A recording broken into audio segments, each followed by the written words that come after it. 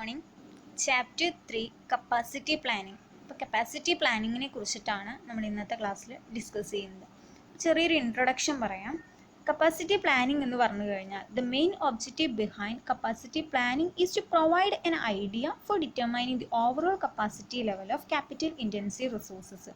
Capital intensive റിസോഴ്സസിൻ്റെ overall capacity level determine ചെയ്യാൻ വേണ്ടിയിട്ട് ഒരു ഐഡിയ പ്രൊവൈഡ് ചെയ്ത് കൊടുക്കലാണ് കപ്പാസിറ്റി പ്ലാനിങ്ങിലൂടെ ചെയ്യുന്നത്. ഏതൊക്കെയാണ് capital intensive resources? Facilities, equipment, അതുപോലെ ലേബർ ഫോഴ്സ്, ഇതൊക്കെയാണ് പ്രധാനപ്പെട്ട ക്യാപിറ്റൽ ഇൻറ്റൻസീവ് റിസോഴ്സസ് എന്ന് പറയുന്നത്. അപ്പോൾ ഇത്രയും പ്രധാനപ്പെട്ട ക്യാപിറ്റൽ ഇൻറ്റൻസീവ് റിസോഴ്സസിൻ്റെ ഓവറോൾ കപ്പാസിറ്റി മെഷർ ചെയ്യാൻ അല്ലെങ്കിൽ ഡിറ്റർമൈൻ ചെയ്യാൻ വേണ്ടിയിട്ടുള്ള ഒരു ഐഡിയയാണ് ഒരു കപ്പാസിറ്റി പ്ലാനിങ്ങിലൂടെ പ്രൊവൈഡ് ചെയ്ത് കൊടുക്കുന്നത്. അതുപോലെ തന്നെ കമ്പനിയുടെ ലോങ് റേഞ്ചിൽ കോമ്പറ്റേറ്റീവ് സ്ട്രാറ്റജി മീറ്റ് ചെയ്യാൻ വേണ്ടിയിട്ട് അതിന് ബെസ്റ്റ് സപ്പോർട്ട് പ്രൊവൈഡ് ചെയ്യാനും കൂടെ എന്തുവഴി നോക്കുന്നുണ്ട്? ഒരു കപ്പാസിറ്റി പ്ലാനിങ് വഴി നോക്കുന്നുണ്ട്. അപ്പോൾ ഇതാണ് ചെറിയൊരു ഇൻട്രൊഡക്ഷൻ എന്നുള്ള രീതിയിൽ പറയാനുള്ളത്. അപ്പോൾ ഒന്നും കൂടെ പറയുകയാണ്, ഒരു കമ്പനിയുടെ ക്യാപിറ്റൽ ഇൻറ്റൻസീവ് റിസോഴ്സസിന് എന്ത് ചെയ്യുക, അതിൻ്റെ ഓവറോൾ കപ്പാസിറ്റി ഡിറ്റർമൈൻ ചെയ്യാനുള്ള ഒരു ഐഡിയ പ്രൊവൈഡ് ചെയ്ത് കൊടുക്കലാണ് കപ്പാസിറ്റി പ്ലാനിങ്ങിലൂടെ ചെയ്യുന്നത്. ഇനി നമുക്ക് നോക്കാനുള്ളത് meaning and definition of capacity. കപ്പാസിറ്റിയുടെ മീനിങ്ങും അതുപോലെ ചെറിയൊരു ഡെഫിനിഷനുമാണ് നമ്മൾ ഇന്നത്തെ ക്ലാസ്സിൽ ഡിസ്കസ് ചെയ്യുന്നത്. അപ്പോൾ എന്താണ് capacity? Capacity is A amount of goods that A firm is capable of producing over A specified period of time.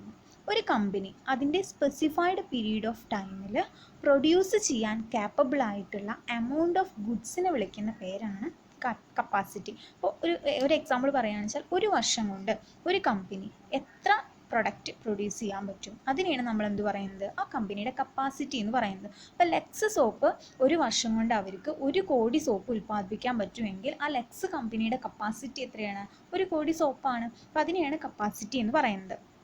It is the maximum available amount of output or multiple type of output that a system is capable of achieving over a specified duration. ഇവിടെ എന്താ പറയുന്നത്?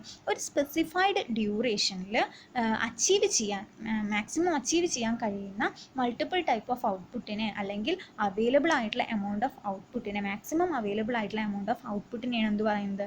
Capacity എന്ന് പറയുന്നത്. അപ്പോൾ സിമ്പിളായിട്ട് പറയുകയാണെങ്കിൽ capacity എന്ന് പറയുന്നത് ഒരു കമ്പനി അതിൻ്റെ സ്പെസിഫൈഡ് പീരീഡ് ഓഫ് ടൈമിൽ പ്രൊഡ്യൂസ് ചെയ്യാൻ കാപ്പബിൾ ആയിട്ടുള്ള ഗുഡ്സ്, എമൗണ്ട് ഓഫ് ഗുഡ്സ്, അതിനെ വിളിക്കുന്ന പേരാണ് കപ്പാസിറ്റി. ക്ലിയർ ആയിട്ടുണ്ടാവുമെന്ന് വിചാരിക്കുന്നു. നെക്സ്റ്റ് നമുക്ക് നോക്കാനുള്ളത് കപ്പാസിറ്റിയുടെ ഒരു ഡെഫിനിഷനാണ്.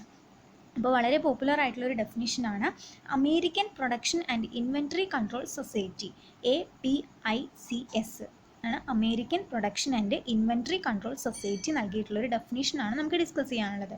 അപ്പോൾ ഇവിടെ എന്താ പറയുന്നത്?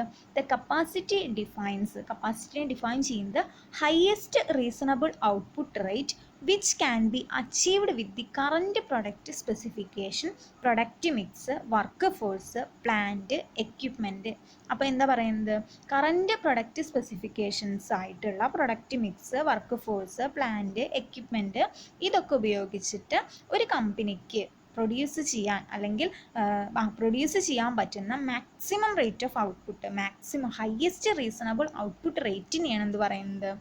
കപ്പാസിറ്റി എന്നാണ് American production and inventory control society പറയുന്നത്. അപ്പോൾ ഒന്നും കൂടെ പറയുകയാണ്, current product specification, product mix, work force, plant, equipment, ഇതൊക്കെ അച്ചീവ് ചെയ്യാൻ വേണ്ടിയിട്ട് ഒരു കമ്പനിയുടെ പ്രൊഡ്യൂസ് ചെയ്യുന്ന ഹയസ്റ്റ് റീസണബിൾ ആയിട്ടുള്ള ഔട്ട്പുട്ട് റേറ്റിനെയാണ് കപ്പാസിറ്റി എന്ന് പറയുന്നു എന്നതാണ് American production and inventory control society പറയുന്നത്.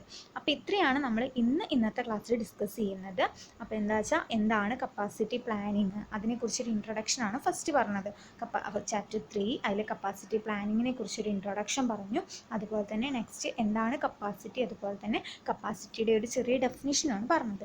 ഇനി നെക്സ്റ്റ് ക്ലാസ്സിൽ നമുക്ക് ടൈപ്പ് ഓഫ് കപ്പാസിറ്റി തൊട്ടിട്ട് ഡിസ്കസ് ചെയ്യാം.